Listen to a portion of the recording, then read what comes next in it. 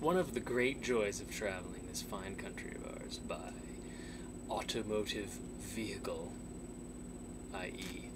bus, is the ability to find local treats in all your pit stops. Today, I was happy to happen upon the caramel cob. Yes, it is a caramel corn cob-shaped dessert snack. Pretty awesome little device. I couldn't help but buy it. And now I'm going to demonstrate for you the smack and snack opening method. It is, this is backwards, I know. It's the fun way to open. It says right there.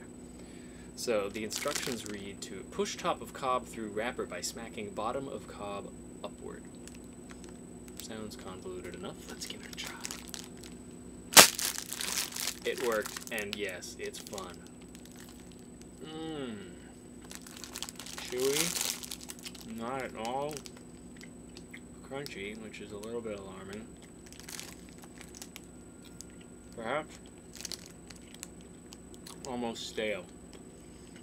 But they didn't skip on the caramel, I'll tell you that much. This shit is caramel to the core. Or should I say, to the cob.